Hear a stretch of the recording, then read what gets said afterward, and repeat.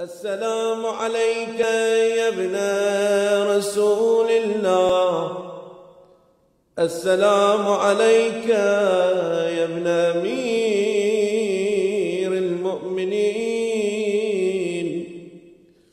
السلام عليك يا ابن الصديقة الطاهرة فاطمة سيدة نساء العالمين، السلام عليك يا مولاي أبا عبد الله ورحمة الله وبركاته. أشهد أنك قد أقمت الصلاة وآتيت الزكاة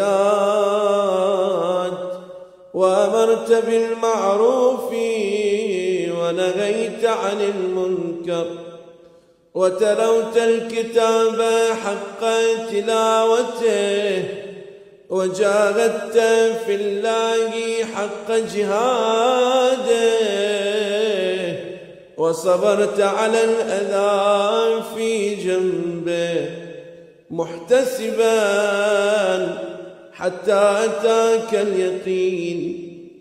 أشهد أن الذين خالفوك وحاربوك والذين خذلوك